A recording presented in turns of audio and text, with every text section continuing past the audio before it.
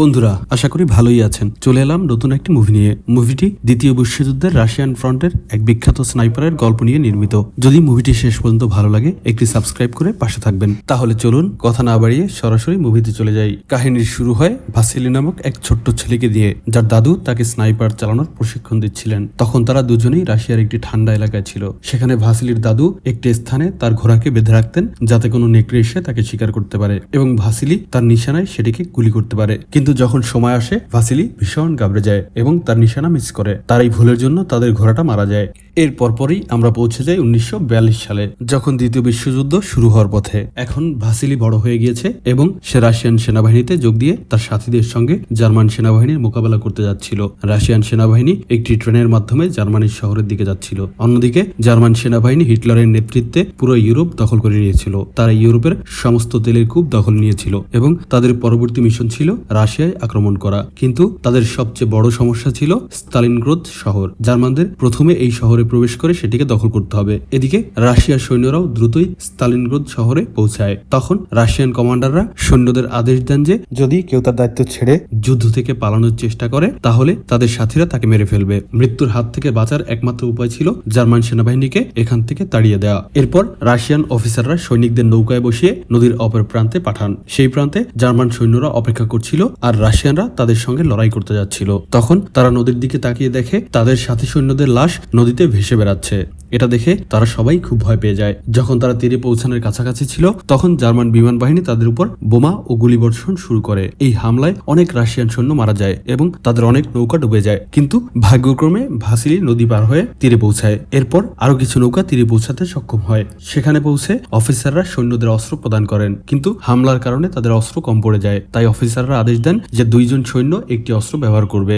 তারা সৈন্যদের বলেন জার্মান সৈন্যদের মেরে তাদের অস্ত্র ছিনিয়ে নিতে। ভাসিলির কাছে কেবল গুলি ছিল, তার বন্ধুর কাছে বন্দুক। এখন অস্ত্র পাওয়ার জন্য তাকে কোনো এক জার্মান সৈন্যকে হত্যা করতে হবে। অফিসারদের আক্রমণের সংকেত দেওয়ার সঙ্গে সঙ্গে রাশিয়ান সৈন্যরা জার্মানদের উপর হামলা চালায়। জার্মানরা পাল্টা বোমা হামলা চালায়, যা রাশিয়ান বাহিনীর অনেক ক্ষয়ক্ষতি করে। এই সময় ভাসিলির বন্ধুর মৃত্যু হয় এবং ভাসিলি তার বন্ধুর বন্দুক নিতে চেষ্টা করে, কিন্তু তখন আরেকজন সৈন্য এসে তাকে ধাক্কা দিয়ে তার অস্ত্র ছিনিয়ে নেয়। এই সময় জার্মান বাহিনী রাশিয়ানদের উপর প্রভাব বিস্তার করছিল, তাই তারা প্রাণ বাঁচানোর সিদ্ধান্ত নেয়। কিন্তু ফিরে আসার সময় তাদের অফিসাররা তাদের উপর গুলি চালায়, কারণ তারা যুদ্ধ ছেড়ে পালিয়ে যাচ্ছিল। অবশেষে যুদ্ধ শেষ হওয়ার পর জার্মান বাহিনী স্তালিনগ্রাদ শহর দখল করে নেয় এবং পুরো শহর রাশিয়ান সৈন্যদের লাশে ভরে যায়। শকুন আর কাক সেই লাশগুলো খুঁটি করে খাচ্ছিল। ঠিক তখনই একটি গাড়ি দ্রুত গতিতে সেখানে আসে আর জার্মান সৈন্যরা সেই গাড়ির উপর আক্রমণ চালায়। ফলে গাড়িটি উল্টে যায় এবং এক রাশিয়ান ব্যক্তি বাইরে বেরিয়ে আসে। তার নাম ছিল ড্যানিলাভ এবং সে রাশিয়ান সৈন্যদের জন্য খবরের কাগজ পৌঁছে দিত। জার্মান সৈন্যরা তাকে ধরে ফেলতে পারে বুঝে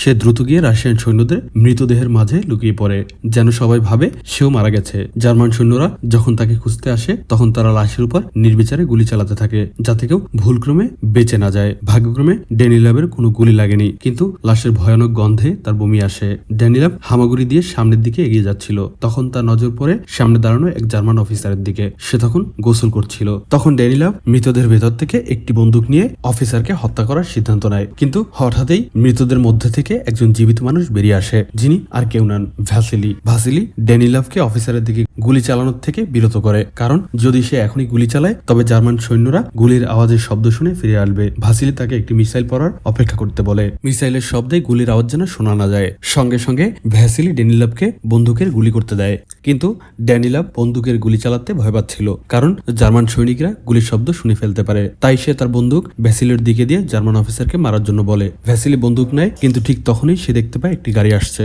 যা অফিসারদের নিরাপত্তার জন্য সৈনিকদের নিয়ে এসেছে। যাই হোক, ভাসিলি মিসাইল পড়ার অপেক্ষা করে এবং মিসাইল বিস্ফোরণের সঙ্গে সঙ্গে অফিসারের উপর গুলি চালিয়ে তাকে হত্যা করে। গুলির শব্দ কেউ শুনতে পায় না এবং এভাবেই পরবর্তী বিস্ফোরণের আওয়াজে সে আরো একজন সৈন্যকে হত্যা করে। কিন্তু ঠিক তখনই এক সৈন্য ভাসিলিকে দেখে ফেলে এবং তার দিকে একটি বোমা ছোড়ে, কিন্তু ভাসিলি দ্রুত গুলি চালায় এবং তাকে মেরে ফেলে। তখন সেখানে একমাত্র অবশিষ্ট সৈন্যটি খবর দিতে দ্রুত দৌড়ে যায়, কিন্তু ভাসিলি তাকে লক্ষ্য করে নিখুঁত গুলি মারে এবং মেরে ফেলে। ড্যানিলাভ তার নিখুঁত নিশানা এবং সাহসিকতা দেখে খুব মুগ্ধ হয়। তারপর তারা দুজন রাশিয়ান সেনাবাহিনীর হেডকোয়ার্টারে পৌঁছায়, যেখানে ড্যানিলাভ ভ্যাসিলির বীরত্ব নিয়ে একটি প্রবন্ধ লেখে। প্রবন্ধে সে বর্ণনা করে কিভাবে ভ্যাসিলি 4 জন জার্মান সৈন্য এবং একজন জার্মান কমান্ডারকে হত্যা করেছিল। এটি দেখে ভ্যাসিলিও ভিতরে ভিতরে খুব খুশি হয়। ঠিক তখনই সেখানে রাশিয়ান নেতা স্তালিনের ঘনিষ্ঠ সহযোগী ক্রুশকেভ আসেন, যিনি রাশিয়ান কমান্ডারদের উপর খুবই ক্ষুব্ধ ছিলেন। ক্রুশকেভ রাশিয়ান সৈন্যদের জার্মানদের হাতে মৃত্যুর মুখে ঠেলে দেওয়ার জন্য কমান্ডারের উপর ক্ষুব্ধ হন। তিনি তাকে বলেন যে যদি স্তালিন জানতে পারে যে তিনি রাশিয়ান সৈন্যদের সঙ্গে কি করেছেন, তবে তিনি তাকে কুকুরের মতো মেনে ফেলবেন। তাই তার জন্য ভালো হবে যদি তিনি চুপচাপ এখান থেকে পালিয়ে যান। ক্রুশকেভ যখন কমান্ডারের অফিস থেকে বেরিয়ে আসেন, তখনই সবাই গুলির শব্দ শুনতে পায় এবং বুঝতে পারে যে কমান্ডার মারা গেছেন। এরপর ক্রুশকেভ অফিসারদের জিজ্ঞেস করেন সৈন্যদের মনোবল বাড়ানোর জন্য কি করা প্রয়োজন, যাতে তারা নাৎসি জার্মানদের বিরুদ্ধে লড়াই করে স্তালিনগ্রাদ পুনরুদ্ধার করতে পারেন। ড্যানিলাভ ক্রুশকেভকে বলেন যে সৈন্যদের জোর করে যুদ্ধে পাঠানো উচিত নয়, বরং যারা জার্মানদের সাহসিকতার সঙ্গে মোকাবিলা করেছে তাদের প্রমোশন দেওয়া উচিত, যাতে অন্য সৈন্যদের মনোবল বাড়ে। ক্রুশকেভ তার এই ধারণাটি পছন্দ করেন এবং তা বাস্তবায়নের সিদ্ধান্ত নেন। শীঘ্রই ড্যানিলাভ দৌড়ে ভ্যাসিলির কাছে যান এবং জানান যে তাদের দুজনের প্রমোশন হয়েছে। ভ্যাসিলির গল্পটি খবরের কাগজে ছাপা হওয়ার পরে দেশ জুড়ে সবাই তার সাহসিকতার প্রশংসা করতে শুরু করে। স্নাইপার হওয়ার পর ভ্যাসিলি 33 জন জার্মান সৈনিককে হত্যা করে এবং 13 জন জার্মান কমান্ডারকে পদত্যাগ করতে বাধ্য করেন। এরপর আমরা দেখি একদিন ভ্যাসিলি একজন জার্মান কমান্ডারের উপর নিশানা করে বসে আছেন, কিন্তু যখন তিনি গুলি চালাতে যাচ্ছিলেন তখন একটি শিশু তার সামনে চলে আসে, যা তার মনোযোগ বিচ্ছিন্ন করে এবং তিনি কমান্ডারকে হত্যা করতে ব্যর্থ হন। এই শিশুটির নাম ছিল শশা। সে একজন রাশিয়ান শিশু ছিল, যিনি ভ্যাসিলির সাহসিকতা গল্প শুনে তাকে নিজের নায়ক মনে করত। শশা তাকে নিজের বাড়িতে নিয়ে যায়, যেখানে তার মা ভ্যাসিলিকে অনেক যত্ন সহকারে আপ্যায়ন করেন। কিছুক্ষণ পর ড্যানিলাভ এবং তানিয়া নামে এক সুন্দরী মেয়ে সেখানে আসে। তানিয়া গোপনে জার্মান সৈন্যদের থেকে বাঁচানোর জন্য কাজ করত এবং শশার প্রতিবেশী ছিল। সে জার্মান ভাষায় খুবই পারদর্শী ছিল। ড্যানিলাভ তানিয়াকে প্রথম দেখার সঙ্গে সঙ্গে তার প্রতি আকৃষ্ট হয়ে পড়ে, কিন্তু তানিয়া ভ্যাসিলির সাহসিকতার কারণে তাকে পছন্দ করত। এরপর আমরা একজন জার্মান কমান্ডারকে দেখি, যিনি বিশ্বের সেরা স্নাইপারকে আমন্ত্রণ জানিয়েছিলেন। তার নাম ছিল কোয়েন। কোয়েন সেখানে পৌঁছানোর পর জার্মান মিলিটারি কোয়ার্টার্সের কমান্ডার তার সঙ্গে দেখা করেন এবং জানান যে একজন রাশিয়ান স্নাইপার তাদের অনেক সৈন্যকে হত্যা করেছে। কমান্ডার কোয়েনকে নির্দেশ দেন যে যত দ্রুত সম্ভব এই রাশিয়ান স্নাইপারকে শেষ করতে হবে। কোয়েন সঙ্গে সঙ্গে তার কাজে লেগে যান। এরপর খবর ছড়িয়ে পড়ে যে একজন জার্মান স্নাইপার নিখুঁত নিশানায় 5 জন রাশিয়ান সৈনিককে হত্যা করেছে। অন্যদিকে ভ্যাসিলি ঘুমিয়েছিল। তার বন্ধু তাকে জাগিয়ে তোলে এবং জানায় যে স্টোরেজ এলাকায় কিছু সমস্যা হচ্ছে। সে ভ্যাসিলিকে বলে যে তাদের বাইরে গিয়ে এই সমস্যার সমাধান করতে হবে। ভ্যাসিলি দুইজনকে সঙ্গে নিয়ে বাইরে বেরিয়ে যায়। বাইরে গেলে ভ্যাসিলি জানালার পেছনে একজন মানুষকে ঘুমাতে দেখে। তিনি লক্ষ্য করে গুলি ছোড়েন এবং তার এক সঙ্গীর সঙ্গে বিষয়টি দেখতে যান। আরেকজন সঙ্গী তখনও নিচে ছিল। যখন তারা সেখানে পৌঁছান তখন দেখেন এটি আসলে একজন মানুষ নয়, এটি একটি কাটা পুতুল। ঠিক সেই সময় একজন জার্মান স্নাইপার নিচতলা থেকে তাদের বন্ধুকে হত্যা করে। এরপর ভ্যাসিলির নজর পড়ে মাটিতে থাকা একটি সিগারেটের উপর এবং তিনি বুঝতে পারেন যে আসলে সেখানে আরেকজন আছে। তখন জার্মান প্লেনগুলো স্টালিনগ্রাদ শহরের উপর দিয়ে বোমা এবং মিসাইল দিয়ে আক্রমণ শুরু করে। এই দৃশ্য দেখে ভ্যাসিলির সঙ্গী ভয় পালাতে শুরু করে, কিন্তু জার্মান স্নাইপার কৌশলে তাকেও হত্যা করে। ভ্যাসিলি বোমা বর্ষণের মধ্যেও সেই বিল্ডিং এ লুকিয়ে থাকেন। পরে আমরা কোয়েনকে দেখি, যিনি সংবাদপত্র পড়ছিলেন, আর শশা তার জুতো পরিষ্কার করছিলেন। কোয়েন শশাকে সংবাদপত্রটি দিয়ে জার্মান ভাষায় ব্যাখ্যা করতে বললেন। শশা ব্যাখ্যা করেন যে সংবাদপত্রে ভ্যাসিলির লক্ষ্যের দক্ষতা এবং তার সাহসিকতার কথা লেখা আছে। সেই সহজ সরল শিশুটি কথার মধ্যে কোয়েনকে জানিয়ে দেয় যে সে ভ্যাসিলির বড় ভক্ত এবং তার সঙ্গে তার দেখা হয়েছে। অন্যদিকে ভ্যাসিলি মিলিটারি হেডকোয়ার্টারে পৌঁছান, যেখানে ড্যানিলাভ আগে থেকেই উপস্থিত ছিলেন। সেখানে দেখা হয় ক্যালিক নামে এক স্নাইপারের সাথে, যে একই জার্মান স্নাইপার কোয়েন থেকে লক্ষ্যভেদের প্রশিক্ষণ নিয়েছিল। ভ্যাসিলি ড্যানিলাভকে জানায় যে তার দুটি সঙ্গী মারা গেছে। সে জানায় যে স্নাইপার তাদের উপর হামলা করেছিল, সে বারবার তার অবস্থান পরিবর্তন করছিল, তাই ভ্যাসিলি তাকে চিনতে পারেনি। তখন ড্যানিলাভ বুঝতে পারে যে সেই স্নাইপার আর কেউই নয়, বরং কোয়েনই ছিল। ড্যানিলাভ ভ্যাসিলিকে জানায় যে কোয়েন তার সম্পর্কে সবকিছু জানে এবং তাকে মারার উদ্দেশ্যে এখানে এসেছে। পরের দিন ভ্যাসিলি একই পুরনো ঘটনা স্বপ্ন দেখে, যখন একটি নেকড়ে ঘোড়াটিকে হত্যা করছিল। তখন হঠাৎ ক্যালিক তাকে ঘুম থেকে ডেকে বলে সে এক আন্ডারকভার স্নাইপার দেখেছে। তারা দুজন তখন বেরিয়ে যায়, যেখানে দেখা যায় যে শত্রুরা হামলা চালিয়েছিল, তাই তারা দ্রুত বিল্ডিং থেকে বেরিয়ে আসে। ততক্ষণে জার্মান সৈন্যরা তাদের দিকে তীর ছুড়ে দেয়। সৌভাগ্যক্রমে তারা বেঁচে পালাতে সক্ষম হন। এরপর ভ্যাসিলি সিগন্যালের তারগুলো কেটে দেয়, যাতে জার্মান সৈন্যরা হেডকোয়ার্টারে ফোন করে আর সৈন্য রাখতে না পারে। তারপর তারা এক জায়গা থেকে অন্য জায়গায় দৌড়চ্ছিল। তখন তাদের নজর পড়ে একটি জার্মান সৈন্যের উপর, যে সিগন্যালের তারগুলো ঠিক করার চেষ্টা করছিল। কিন্তু এটি আসলে কোনো জার্মান সৈন্য ছিল না, বরং তাদেরই একজন সঙ্গী ছিল। ক্যালিক ভুলক্রমে তারই এক সঙ্গীকে হত্যা করে, কারণ সে ভেবেছিল এটি জার্মান সৈন্য। এরপর তারা আবার পজিশন চেঞ্জ করে। তখন তারা ভাবছিল যে কোয়েন কি আশেপাশে আছে নাকি। তারা একটি প্ল্যান করে এবং তাদের হেলমেট জানালায় ধরে। যদি কোয়েন হেলমেটে গুলি করে তবে তারা তার লোকেশন পেয়ে যাবে। কিন্তু কোয়েন হেলমেটে কোনো গুলি করে না, তাই তারা ভাবে কোয়েন হয়তো আশেপাশে নেই। এরপর যখন তারা অন্য লোকেশনে যাচ্ছিল তখন কোয়েন ক্যালিককে মেরে দেয়, আর ভ্যাসিলি কোনো মতে জীবন বাঁচিয়ে হেডকোয়ার্টারে ফিরে আসে।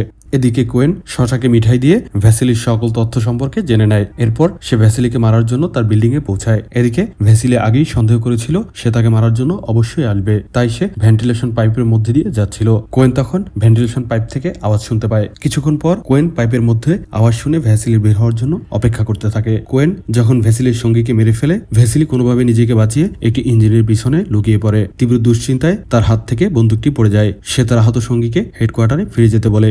তারপর সে একটি ছুরি দিয়ে দড়ি বেঁধে বন্দুকটি ফের টেনে তোলার চেষ্টা করে।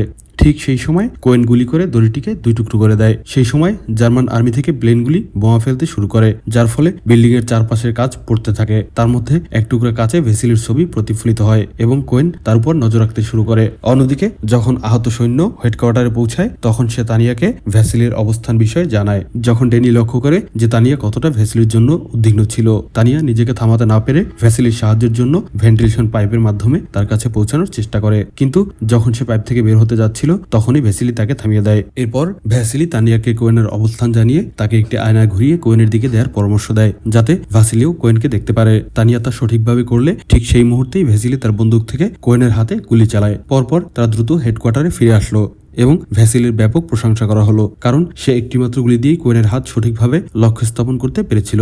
এরপর ভ্যাসিলি ড্যানিলাভের সঙ্গে দেখা করলো এবং তাকে অনুরোধ করলো যে তার সম্পর্কে কোনো সংবাদ না লেখার জন্য, কারণ সে অন্য সৈন্যদের মতোই নাম লুকিয়ে লড়াই করতে চায়। এই নিয়ে ড্যানিলাভ বললে, তুমি কোনো সাধারণ সৈনিক নও, বরং তুমি একজন অসাধারণ স্নাইপার, এবং যখন অন্যান্য সৈন্য তোমার সাহসিকতার গল্প শুনবে তখন তাদের মধ্যে উৎসাহের সৃষ্টি হবে। তারপর ড্যানিলাভ শশাকে ডাকলো, যেটি তাদের জন্য গুপ্তচর বৃত্তি করছিল। শশা ভ্যাসিলিকে জানালো যে যখন সে কোয়েনের জুতো মেরামত করে তখন হলুদ মাটির মতো কিছু একটা দেখা যায়, যা বিশেষভাবে শুধু কেমিক্যাল ফ্যাক্টরিতে পাওয়া যায়। শশা রুশনীদের জন্য কোয়েনের গুপ্তচর বৃত্তি করে বেশ খুশি ছিল। তবে ভ্যাসিলি ড্যানিলাভের উপর রেগে গেল, কারণ সে ভাবলো ও তো ছোট ছেলে, ও কিছুই জানে না, কেন ওকে বিপদে ফেলছো। তারপর শশা ভ্যাসিলিকে সেই কেমিক্যাল ফ্যাক্টরির দিকে নিয়ে গেল যেখানে কোয়েন যেত। ভ্যাসিলি লাশের স্তূপে লুকিয়ে কোয়েনের জন্য অপেক্ষা করতে থাকলো, কিন্তু কিছুক্ষণ পর সে সেখানেই ঘুমিয়ে পড়লো। এই সময় কোয়েন সোজা তার সামনে দিয়ে চলে গেল, তবে ভ্যাসিলি ঘুমাচ্ছিল বলে লক্ষ্য করতে পারেনি। অন্যদিকে জার্মান সেনারা শহরে আক্রমণ শুরু করছিল। এদিকে এক জার্মান সৈন্য মৃত সৈনিকদের পকেট থেকে টাকা চুরি করছিল। তখন হঠাৎ কোয়েনের চোখে ভ্যাসিলির লাশ পড়ে। কোয়েন ভ্যাসিলির উপর গুলি চালানোর চেষ্টা করছিল, কিন্তু একজন সৈন্য তার লক্ষ্যভ্রষ্ট হয়ে কোয়েনের মাঝে চলে আসে। পরে জার্মান সেনারা ওই চোরকে ধরে এবং তার কাছে ভ্যাসিলির পাসপোর্ট পাওয়া যায়, যার মানে হলো সে আগে থেকেই মারা গেছে। এরপর কোয়েনের সেখানে থাকার আর কোনো উদ্দেশ্য ছিল না, তাই কমান্ডার তার হাতে ব্যাগ নিতে বলছিল। অন্যদিকে রাশিয়ান কমান্ডার যখন ভ্যাসিলির মৃত্যুর খবর পেয়েছিল তখন সে হতাশ হয়ে পড়েছিল। তবে ড্যানিলাভ এসে তাকে বোঝায় যে ভ্যাসিলি এখনো বেঁচে আছে। কমান্ডার বলেছিল যে যদি সেনাদের মধ্যে ভ্যাসিলির মৃত্যুর খবর পৌঁছে যায় তাহলে তাদের সাহস ভেঙে যাবে, তাই কমান্ডার ড্যানিলাভকে আদেশ দেয় যাতে ভ্যাসিলির ছবি খবরে প্রকাশ করা না হয়। এরপর দেখা যায় ড্যানিলাভ তানিয়াকে জানায় যে ভ্যাসিলি হেডকোয়ার্টারে ফিরবে না। তানিয়া জিজ্ঞেস করছিল কেন, তবে ড্যানিলাভ তাকে জানায় যে ভ্যাসিলি নিজেই তার মৃত্যুর খবর ছড়িয়েছে। কিছুক্ষণ পর তানিয়া জার্মান রেডিওতে ভ্যাসিলির মৃত্যুর খবর শুনে তানিয়া খুবই উদ্বিগ্ন হয়ে পড়ে। অন্যদিকে কোয়েন শশা থেকে তার জুতো পরিষ্কার করছিল, কিন্তু শশা ভ্যাসিলির মৃত্যুর খবর শুনে কাঁদছিল। কোয়েন তাকে বুঝিয়ে বলছিল কেঁদো না, সে জীবিত আছে। তারপর কোয়েন শশাকে বলেছিল এরপর তুমি যদি বাড়ি যাও কাল সকালে ট্রেনের সময় এসে উপস্থিত হও। কিছু সময় পর শশা এই ট্রেনের খবর ড্যানিলাভ পর্যন্ত পৌঁছে দিয়েছিল। পরের দিন সকালে ভ্যাসিলি ট্রেন স্টেশনে তানিয়াকে দেখে চমকে ওঠে এবং জানতে চায় তুমি কিভাবে জানলে আমি আসবো। তানিয়া তাকে জানায় আমি শশা থেকে জানলাম। তানিয়া আবেগপ্রবণ হয়ে বলেছিল জার্মান রেডিওতে তোমার মৃত্যুর খবর প্রচার হচ্ছিল, কিন্তু আমি জানতাম তুমি জীবিত আছো। এরপর তারা একে অপরের কাছে আসে। অন্যদিকে শশা ভ্যাসিলের সঙ্গে দেখা করতে ট্রেন স্টেশনে পৌঁছায়, কিন্তু কোয়েন আগে থেকেই তার অপেক্ষা করছিল। কোয়েন নিশ্চিত হয়ে গিয়েছিল যে এই ছেলে রুশ গুপ্তচর। কয়েক মুহূর্ত পর তানিয়া তার দূরবীন নিয়ে এমন একটি ভয়ানক দৃশ্য দেখছিল যে তার শরীরে কাঁটা দিয়ে উঠছিল। সে দেখতে পাচ্ছিল সেই নিরাপদ শিশুটির লাশ একটি পাইপে ঝুলে আছে। সে বুঝতে পারল যে কোয়েনই তাকে হত্যা করেছে। শশার মৃত্যুর খবর তানিয়াকে গভীরভাবে আঘাত করছিল, কিন্তু ভ্যাসিলি শপথ করছিল যে সে কোয়েনকে হত্যা করে শশার মৃত্যুর প্রতিশোধ নেবে। এর মধ্যে জার্মান সৈন্যরা শহরে প্রবেশ করছিল, আর রুশ সৈন্যরা শশার মাকে নৌকায় বসিয়ে নদী পার করতে বলছিল, কিন্তু শশার মা বলছিল আমি আমার ছেলে আসার আগ মুহূর্ত পর্যন্ত কোথাও যাব না। তখন ড্যানিলাভ তাকে মিথ্যা বলেছিল যে শশা রাশিয়াকে ধোঁকা দিয়ে জার্মান সেনায় যোগ দিয়েছে, তবে সে এটাও বলেনি যে শশা মারা গেছে। এরপর যখন তারা পালাচ্ছিল একটি মিসাইল তানিয়ার কাছে এসে পড়ে এবং সে গুরুতরভাবে আহত হয়। শশার মা তানিয়াকে একটি নৌকায় তুলে নিয়ে হাসপাতালে নিয়ে যেতে চেয়েছিল এবং সে তার মৃত সন্তানের জন্য একটি চিঠি রেখে গিয়েছিল, যেখানে সে লিখেছিল আমি ওই ওই পারে যাচ্ছি, যখন সুযোগ পাবে তুমি নদী পার হয়ে আমার কাছে আসবে। অন্যদিকে ড্যানিলাভ ভ্যাসিলির কাছে পৌঁছায়, যিনি ট্রেন স্টেশনে কোয়েনের জন্য অপেক্ষায় ছিল।